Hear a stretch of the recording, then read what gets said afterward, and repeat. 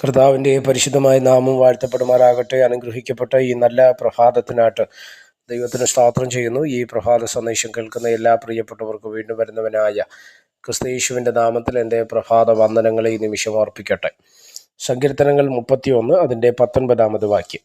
നിന്റെ ഭക്തന്മാർക്ക് വേണ്ടി നീ സംഗ്രഹിച്ചതും നിന്നിൽ ആശ്രയിക്കുന്നവർക്ക് വേണ്ടി മനുഷ്യപുത്രന്മാർ കാണുക നീ പ്രവർത്തിച്ചതുമായ നിന്റെ നന്മ എത്ര വലിയതാകുന്നു.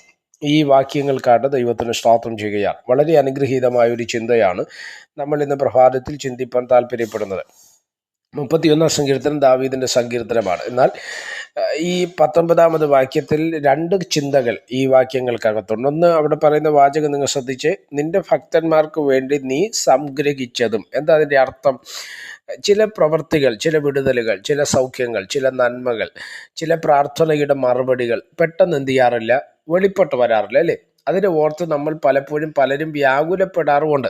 എന്തുകൊണ്ട് എൻ്റെ പ്രാർത്ഥനയ്ക്ക് ഇപ്പോൾ മറുപടി വന്നില്ല എന്ന് ചിന്തിക്കുന്ന തലങ്ങൾ നമ്മുടെ ജീവിതത്തിൽ ഉണ്ടായിട്ടില്ലേ? എന്താണ് ഇവിടെ സംഭവിക്കുന്നത്? ഇവിടെ ദാവീദ് പ്രാർത്ഥിച്ചുകൊണ്ടും സങ്കീർത്തനത്തിലൂടെ ദാവീദ് പറയുകയാണ്, സ്തോത്രം, നീ സംഗ്രഹിച്ചു വെച്ചത്, അല്ലേ? നിന്റെ ഭക്തന്മാർക്ക് വേണ്ടി നീ സംഗ്രഹിച്ച് വെച്ചത്. എന്താ? ഇന്ന് പ്രഭാതത്തിൽ ഈ സന്ദേശം നിങ്ങൾ കേൾക്കുമ്പോൾ ഒരു കാര്യം ഉറപ്പായി മനസ്സിലാക്കുക. ഇന്ന് വിടുതലില്ല, ഇല്ലെങ്കിൽ ഇന്ന് സൗഖ്യമില്ല, ഇന്ന് പ്രാർത്ഥനയ്ക്ക് മറുപടി ഇല്ല എന്ന് പറയുന്നതിൻ്റെ അർത്ഥം എന്നേക്കും ആ വഴി അടഞ്ഞു പോകുന്നു എന്നല്ല. കർത്താവ് നമുക്ക് വേണ്ടി ചിലത് സംഗ്രഹിച്ച് എന്ത് ചെയ്തിട്ടുണ്ട്, വെച്ചിട്ടുണ്ട് എന്നുള്ളതാണ് സത്യം. ഇയ്യോബിൻ്റെ ജീവിതത്തിൽ കഷ്ടത വന്നു, പ്രയാസം വന്നു, പ്രതിസന്ധി വന്നു, എല്ലാം കൈവിട്ടുപോയി, മക്കൾ മരിക്കുന്നു, എല്ലാം നടക്കുമ്പോഴും ഇയ്യോബ് ദൈവത്തെ തള്ളിപ്പറയാതെ നിന്നതുകൊണ്ട് ഒരു ഇരട്ടി അനുഗ്രഹം ദൈവം ഇയ്യോബിന് വേണ്ടി കരുതി വെച്ചിരുന്നു. അതാണ് എൻ്റെ ആഴം. സംഗ്രഹിച്ചിരുന്നു ദൈവം. ഇതുപോലെ നമ്മുടെ ജീവിതത്തിൽ ഇന്ന് നമ്മൾ പ്രാർത്ഥിക്കുമ്പോൾ, ഇന്ന് നമ്മൾ ഉപവസിക്കുന്നത്, നമ്മൾ നിലവിളിക്കുന്നു, കരയുന്നു, ദൈവത്തോടടുക്കുന്നു ഒക്കെ ചെയ്യുമ്പോൾ ഇതിനെല്ലാം ഒരു പ്രതിഫലം ദൈവം ചരദിച്ച് നമുക്ക് വേണ്ടി വെച്ചിട്ടുണ്ട് എന്നുള്ളത് നമ്മൾ എന്ത് ചെയ്യണം?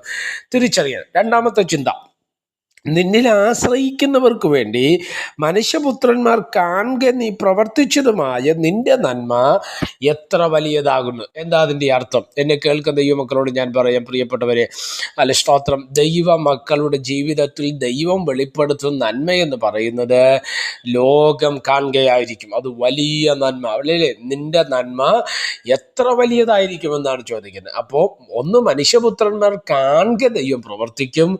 രണ്ട്, അത് ഏറ്റവും വലിയ നന്മയായിരിക്കും എന്നുള്ളതാണ് തിരുവചനം നമുക്ക് നൽകുന്ന ആധാരം. അതുകൊണ്ട് എന്നെ കേൾക്കുന്ന പ്രിയമുള്ളവരെ, പ്രാർത്ഥനയോടെ ആ ദൈവത്തിൻ്റെ കരുതലിനായി, വിടുതലിനായിട്ട് നമുക്ക് കാത്തിരിക്കാം. ദൈവത്തിൻ്റെ ആത്മാവ് നമ്മെ സഹായിക്കട്ടെ. പ്രാർത്ഥിക്കാം. പരിശുദ്ധനായ ദൈവമേ, സ്വർഗീയ നല്ല പിതാവേ, സന്ദേശത്തിനായിട്ട് നന്ദിയോടെ കർത്താവിന് സ്തോത്രം ചെയ്യുന്നു. ഈ സന്ദേശം കേൾക്കുന്ന എല്ലാ പ്രിയപ്പെട്ടവരെ തൃക്കരങ്ങളിൽ ഏൽപ്പിക്കുന്നു. ഈ സന്ദേശം എല്ലാവർക്കും അനുഗ്രഹവും ആശ്വാസവുമായി മാറുവാൻ സ്വർഗമിടയൊരുത്തും. എല്ലാ മഹത്വവും പുകഴ്ചയും മാനവും എല്ലാ കർത്താവിന് യേശു ക്രിസ്തുവിൻ്റെ നാമത്തിൽ പ്രാർത്ഥനകളെ കേൾക്കണം. സ്വർഗീയ നല്ല പിതാവേ, ആമേൻ. എല്ലാവരെയും ദൈവം അനുഗ്രഹിക്കട്ടെ. God bless you.